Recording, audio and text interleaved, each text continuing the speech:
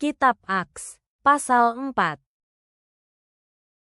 Ketika Petrus dan Yohanes sedang berbicara kepada orang banyak itu, beberapa imam, kepala pengawal rumah Allah, dan anggota kelompok Saduki mulai menentang mereka.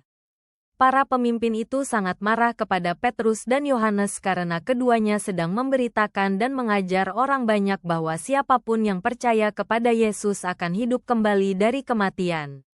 Mereka pun menangkap Petrus dan Yohanes.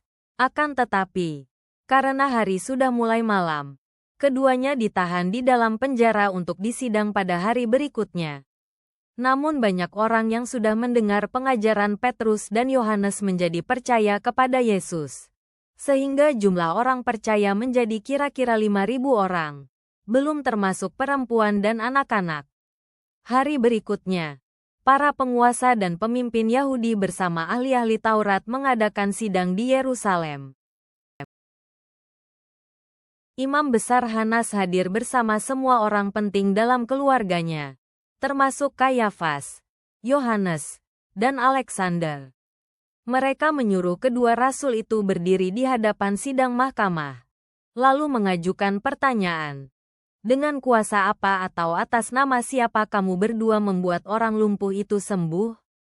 Kemudian Petrus, yang saat itu dipenuhi oleh Roh Kudus, menjawab mereka, "Tuan-tuan penguasa dan pemimpin bangsa Israel, kalau hari ini kami diadili karena melakukan perbuatan baik kepada seorang lumpuh, dan ditanya bagaimana dia sudah disembuhkan, maka biarlah kalian semua dan seluruh orang Yahudi tahu bahwa orang ini disembuhkan atas nama dan kuasa Kristus Yesus dari Nazaret, yang sudah kalian salibkan itu. Allah sudah menghidupkan dia kembali dari kematian. Melalui kuasa Yesuslah orang lumpuh ini bisa berdiri dengan sehat di hadapan kalian. Yesus itulah yang digambarkan dalam firman Allah sebagai batu fondasi yang dianggap tidak berguna oleh tukang-tukang bangunan, yaitu kalian sendiri. Tetapi dia sudah dijadikan Allah sebagai batu fondasi yang terutama. Jadi, dialah satu-satunya yang bisa menyelamatkan manusia.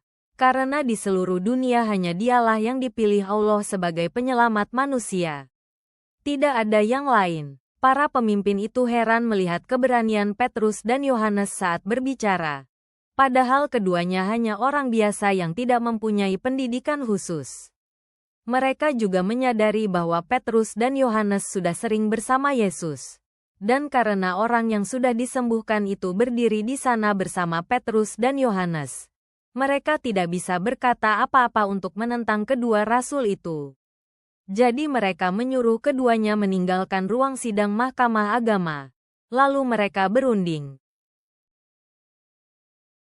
Apa yang harus kita lakukan terhadap kedua orang itu? Karena setiap penduduk Yerusalem sudah tahu bahwa keajaiban yang luar biasa kemarin terjadi melalui mereka berdua. Dan kita tidak bisa menyangkal hal itu.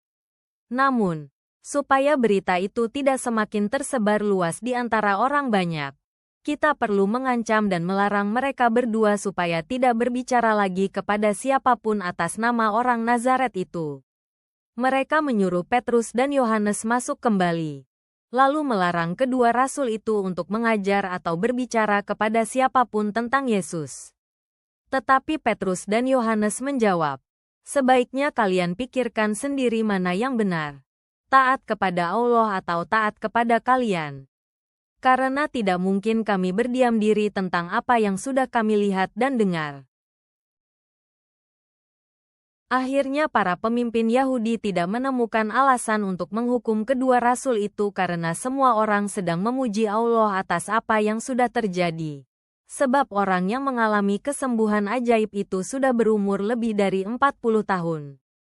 Oleh karena itu, para pemimpin Yahudi membebaskan Petrus dan Yohanes disertai ancaman yang lebih keras lagi. Sesudah dibebaskan, Petrus dan Yohanes kembali ke kelompok orang percaya. Mereka berdua menceritakan semua yang dikatakan para imam kepala dan para pemimpin Yahudi dalam sidang itu. Waktu orang-orang percaya mendengarnya, mereka semua bersatu hati berdoa kepada Allah. "Ya Tuhan yang Maha Kuasa, Engkaulah Allah yang menjadikan langit, bumi, laut, dan segala isinya. Engkau sudah berbicara melalui hamba-Mu Daud, nenek moyang kami, dengan berkata, percuma saja bangsa-bangsa yang bukan Yahudi marah dan bertindak melawan Allah. Percuma orang-orang yang tidak mengenal Allah berencana melawan Dia. Raja-raja dan para penguasa dunia menggabungkan tentara mereka untuk berperang melawan Allah dan Kristus yang dijanjikannya. Ya, Tuhan, hal itu benar-benar sudah terjadi. Ketika Raja Herodes, Gubernur Pontius Pilatus, dan orang yang bukan Yahudi bergabung bersama orang Yahudi untuk melawan Yesus, yaitu hamba-Mu yang kudus, yang sudah Engkau urapi sebagai Kristus. Tetapi karena Engkaulah yang Maha Kuasa, semuanya itu memang terjadi sesuai dengan kehendak dan rencana-Mu sejak dulu. Ya Tuhan, sekarang perhatikanlah ancaman mereka terhadap kami, dan tolonglah hamba-hamba-Mu ini untuk memberitakan kabar keselamatan dari Engkau dengan penuh keberanian. Kami mohon ulurkanlah tangan-Mu yang penuh kuasa itu untuk menyembuhkan orang-orang sakit dan melakukan segala macam keajaiban. Biarlah semuanya terjadi hanya untuk memuliakan Yesus. Sesudah mereka berdoa, tempat mereka berkumpul itu tergoncang dan mereka semua dipenuhi oleh Roh Kudus. Lalu mereka terus memberitakan firman Allah dengan penuh keberanian. Seluruh kelompok orang percaya sehati dan sejiwa. Tidak seorang pun merasa bahwa harta miliknya adalah kepunyaannya sendiri saja. Semua yang mereka miliki masing-masing digunakan untuk kepentingan bersama. Dengan kuasa besar, rasul-rasul memberitakan kesaksian bahwa Tuhan Yesus sudah dihidupkan kembali dari kematian.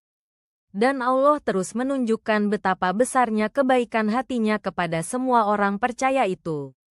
Pada waktu itu, tidak ada seorang pun dari antara mereka yang berkekurangan. Karena seringkali, salah satu dari mereka yang memiliki ladang atau rumah menjual miliknya itu dan membawa hasil penjualannya untuk diserahkan kepada rasul-rasul.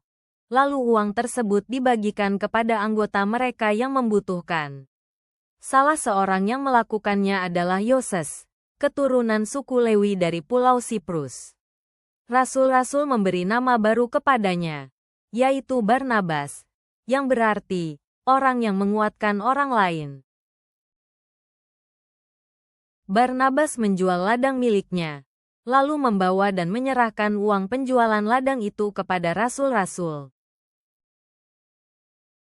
Bapa Surgawi, kami datang ke hadirat-Mu dengan rasa syukur atas keberanian hamba-hamba-Mu yang memberitakan kebenaran Injil meskipun menghadapi tantangan. Tolonglah kami untuk tetap teguh dalam iman kami, tanpa takut untuk membagikan pesan keselamatan dan anugerah-Mu. Biarlah kami dipenuhi dengan Roh Kudus, yang memberi kekuatan kepada kami untuk mengasihi dan melayani sesama, bahkan di tengah kesulitan. Semoga firman-Mu menjadi kekuatan kami hari ini. Amin.